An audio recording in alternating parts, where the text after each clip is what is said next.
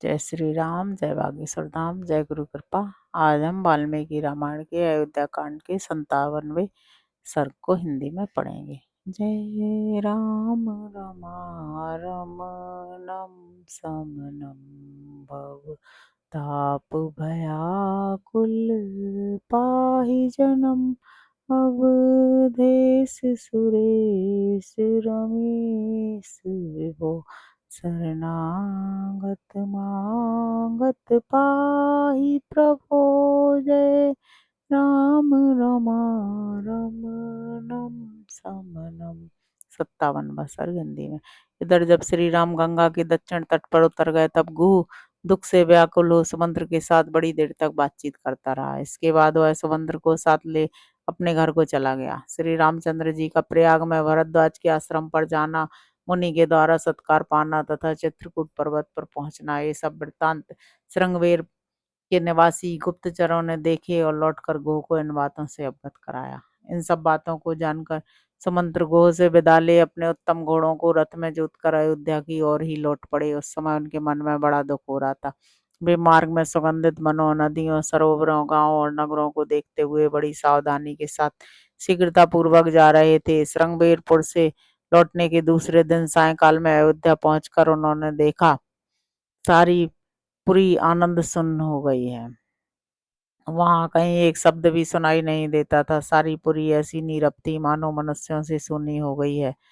अयोध्या की ऐसी दशा देखकर समुद्र के मन में बड़ा दुख हुआ। वे शोक के वेग से पीड़ित हो इस प्रकार चिंता करने लगे, कहीं ऐसा तो नहीं हुआ कि श्री राम के विरह जनित संताप के दुख से व्यथित हो हाथी, घोड़े, मनुष्य और महाराज सहित सारी अयोध्यापुरी शोक अग्नि से दग्ध हो गई हो। इसी चिंता में पड़े हुए सारथी समुद्र ने शीघ्रगामी घोड़ों द्वारा नगर द्वार पर पहुंचकर तुरंत ही पुरी के भीतर प्रवेश किया। समुद्र को देखकर सैकड़ों और हजारों पुरवासी मनुष्य दौड़े आए और श्री राम कहाँ है यह पूछते हुए उनके रथ के साथ साथ दौड़ने लगे।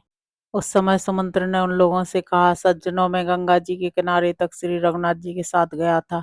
वहां से उन धर्मनिष्ठ महात्मा ने मुझे लौट जाने की आज्ञा दी, अतः मैं उनसे विदा लेकर यहाँ लौट आया हूँ। वे तीनों व्यक्ति गंगा के उस पार चले गए।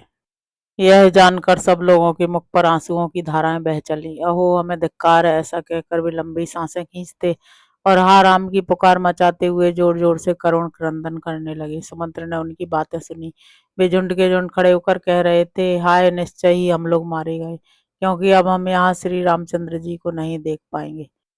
दान, यज्ञ, विवाह तथा बड़े बड़े सामाजिक उत्सवों के समय अब हम कभी धर्मात्मा श्री राम को अपने बीच में खड़ा हुआ नहीं देख सकेंगे। अमुक पुरुष के लिए कौन सी वस्तु उपयोगी है, क्या करने से उसका प्रिय होगा और कैसे किस किस वस्तु से उसे सुख मिलेगा, इत्यादि बातों का विचार करते हुए श्री रामचंद्र जी पिता की भांति इस नगर का पालन करते थे।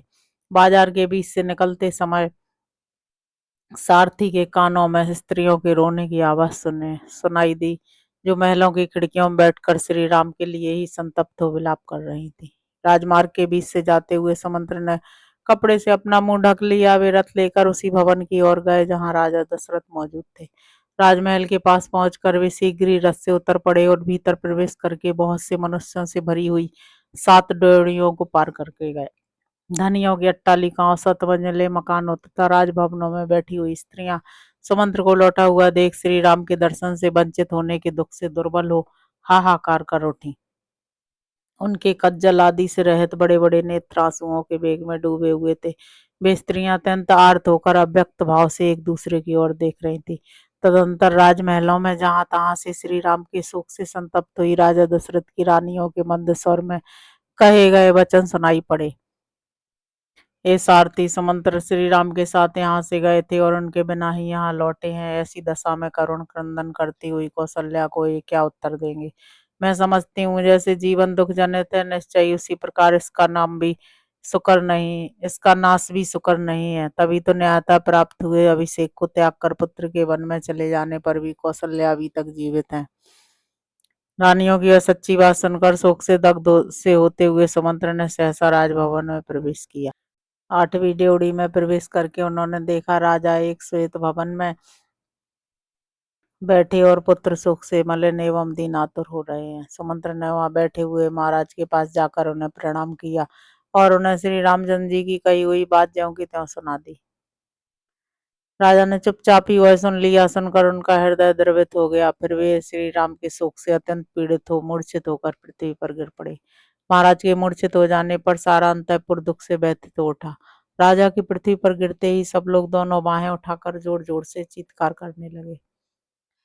उस समय कौशल्या ने सुमित्रा की सहायता से अपने गिरे हुए पति को उठाया और इस प्रकार कहा, महाभाग ये सुमंत्र जी दुष्कर कर्म करने वाले श्री राम के दूत होकर उनका संदेश लेकर वनवास से लौटे हैं। आप इनसे बात क्यों नहीं करते हैं? रघुनंदन पुत्र को वनवास दे देना अन्याय है। यह अन्याय करके आप लज्जित क्यों हो रहे हैं? उठिए, आपको अपने सत्य के पालन का पुण्य प्राप्त हो। जब आप इस तरह शोक करेंगे तब आपके सहायकों का समुदाय भी आपके साथ ही नष्ट हो जाएगा। देखो, आप जिसके भय से सुमंत्र जी से राम का समाचार नहीं पूछ रहे हैं वह केकई यहाँ मौजूद नहीं है, अतः निर्भय होकर बात कीजिए। महाराज से ऐसा कहकर कौशल्या का गला भर आया। आंसुओं के कारण उनसे बोला नहीं गया और वे शोक से व्याकुल होकर तुरंत ही पृथ्वी पर गिर पड़ी। इस प्रकार विलाप करती हुई कौशल्या को भूमि पर पड़ी देख और अपने पति की मूर्छित दशा पर दृष्टिपात करके सभी रानियां उन्हें चारों ओर से घेर कर रोने लगी। अंतःपुर से उठे हुए उस आर्तनाद को देख सुनकर नगर के बूढ़े और जवान पुरुष रो पड़े। सारी स्त्रियां भी रोने लगीं। यह सारा नगर उस समय सब ओर से पुनः शोक से व्याकुल उठा। इस प्रकार श्री वाल्मीकि निर्मित आर्ष रामायण आदि काव्य के अयोध्या कांड में 57वां सर्ग पूरा हुआ। अब हम 58वां सर्ग हिंदी में पढ़ेंगे। मूर्छा दूर होने पर जब राजा को चेत हुआ तब सुस्थिर चित्त होकर उन्होंने श्री राम का वृत्तांत सुनने के लिए सारथी सुमंत्र को सामने बुलाया। उस समय सुमंत्र श्री राम के ही शोक और चिंता में निरंतर डूबे रहने वाले दुख शोक से व्याकुल महाराज दशरथ के पास हाथ जोड़कर खड़े हो गए। जैसे जंगल से तुरंत पकड़कर लाया हुआ हाथी अपने यूथपति गजराज का चिंतन करके लंबी सांस खींचता और अत्यंत संतप्त तथा अस्वस्थ हो जाता है, उसी प्रकार बूढ़े राजा दशरथ श्री राम के लिए अत्यंत संतप्त हो लंबी सांस खींचकर उन्हीं का ध्यान करते हुए अस्वस्थ से हो गए थे। राजा ने देखा सारथी का सारा शरीर धूल से भर गया है। यह सामने खड़ा है, इसके मुख पर आंसुओं की धारा बह रही है और यह अत्यंत दीन दिखाई देता है। उस अवस्था में राजा ने अत्यंत आर्त होकर उससे पूछा, सूत, धर्मात्मा श्री राम वृक्ष की जड़ का सहारा ले कहाँ निवास करेंगे? जो अत्यंत सुख में पले थे वे मेरे लाडले राम वहां क्या खाएंगे? सुमंत्र जो दुख भोगने के योग्य नहीं है उन्हीं श्री राम को भारी दुख प्राप्त हुआ है। जो राजोचित सैया पर शयन करने योग्य हैं वे राजकुमार श्री राम अनाथ की भांति भूमि पर कैसे सोते होंगे? जिनके यात्रा करते समय पीछे पीछे पैदलों, रथियों और हाथी सवारों की सेना चलती थी, वे ही श्री राम निर्जन वन में पहुंचकर वहां कैसे निवास करेंगे? जहाँ अजगर और व्याघ्र, सिंह आदि हिंसक पशु विचरते रहते हैं तथा काले सर्प जिसका सेवन करते हैं, उसी वन का आश्रय लेने वाले मेरे दोनों कुमार सीता के साथ वहां कैसे रहेंगे? सुमंत्र परम सुकुमारी तपस्विनी सीता के साथ वे दोनों राजकुमार श्री राम और लक्ष्मण रथ से उतरकर पैदल कैसे गए होंगे? सारथे तुम कृत कृत हो गए, क्योंकि जैसे दोनों अश्विनी कुमार मंदराचल के वन में जाते हैं उसी प्रकार वन के भीतर प्रवेश करते हुए मेरे दोनों पुत्रों को तुमने अपनी आंखों से देखा है। सुमंत्र वन में पहुंचकर श्री राम ने तुमसे क्या कहा, लक्ष्मण ने भी क्या कहा तथा मिथिलेश कुमारी सीता ने क्या संदेश दिया? सूत, तुम श्री राम के ओर बैठने, सोने और खाने पीने से संबंध रखने वाली बातें बताओ।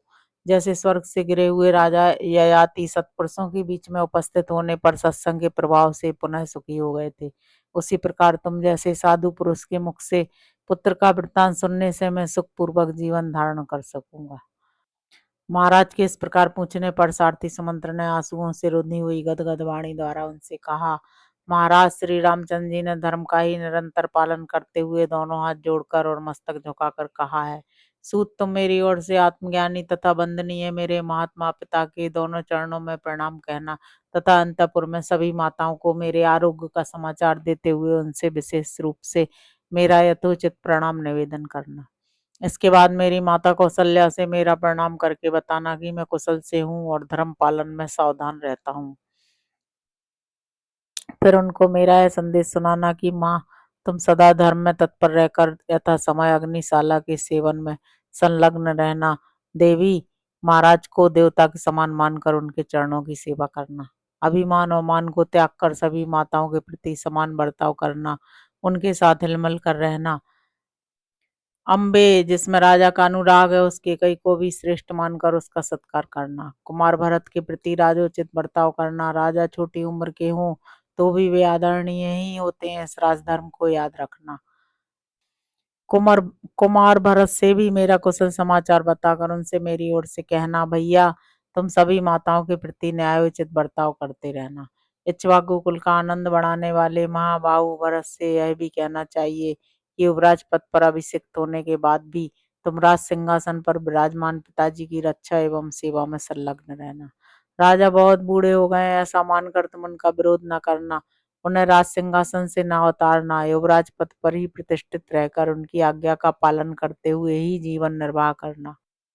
फिर उन्होंने नेत्रों से बहुत आंसू बहाते हुए मुझसे भरत से कहने के लिए ही यह संदेश दिया, भरत मेरी पुत्र वत्सला माता को अपनी ही माता के समान समझना।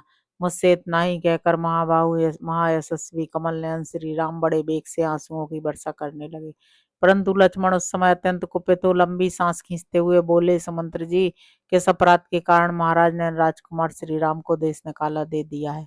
राजा ने केकई का आदेश सुनकर झट से उसे पूर्ण करने की प्रतिज्ञा कर ली। उनका यह कार्य उचित हो या अनुचित, परंतु हम लोगों को उसके कारण कष्ट भोगना ही पड़ता है। श्री राम को वनवास देना केकई के लोभ के कारण हुआ हो अथवा राजा के दिए हुए वरदान के कारण, मेरी दृष्टि में सर्वथा पाप ही किया गया है। यह श्री राम को वनवास देने का कार्य राजा की स्वेच्छा चारिता के कारण किया गया हो अथवा ईश्वर की प्रेरणा से, परंतु मुझे श्री राम के परित्याग का कोई समुचित कारण नहीं दिखाई देता। बुद्धि की कमी अथवा तुच्छता के कारण उचित अनुचित का विचार किए बिना ही जो यह राम वनवास रूपी शास्त्र विरुद्ध कार्य आरंभ किया गया है, वह अवश्य निंदा और दुख का जनक होगा। मुझे इस समय महाराज में पिता का भाव नहीं दिखाई देता। अब तो रघुकुल नंदन श्री राम ही मेरे भाई, स्वामी, बंधु बांधव तथा पिता है, जो संपूर्ण लोगों के हित में तत्पर होने के कारण सब लोगों के प्रिय हैं। उन श्री राम का परित्याग करके राजा ने जो यह क्रूरतापूर्ण पाप कृत्य किया है, इसके कारण अब यह सारा संसार उनमें कैसे अनुरक्त रह सकता है, जिनमें समस्त प्रजा का मन रमता है। उन धर्मात्मा श्री राम को देश निकाला देकर समस्त लोगों का विरोध करने के कारण अब वे कैसे राजा हो सकेंगे। महाराजा तपस्विनी जनक नंदिनी सीता तो लंबी सांस खींचती हुई इस प्रकार निश्चेष्ट खड़ी थी, मानो उनमें किसी भूत का आवेश हो गया हो। वे भूली सी जान पड़ती थी। उन्हें ससुनी राजकुमारी ने पहले कभी ऐसा संकट नहीं देखा था। वे पति के ही दुख से दुखी होकर रो रही थी। उन्होंने मुझसे कुछ भी नहीं कहा। मुझे डराने के लिए उद्यत देख वे सूखे मुंह से पति की ओर देखती हुई सहसा आंसू बहाने लगी थी। इसी प्रकार लक्ष्मण की भुजाओं से सुरक्षित श्री राम उस समय हाथ जोड़े खड़े थे। उनके मुख पर आंसुओं की धारा बह रही थी। मनुष्यनी सीता भी रोती हुई कभी आपके इस रथ की ओर देखती थी, कभी मेरी ओर। इस प्रकार श्री वाल्मीकि निर्मित आदर्श रामायण आदि का आपके अयोध्या कांड में 58वां सर्ग पूरा हुआ। जय श्री राम, जय बागेश्वर धाम, जय गुरु।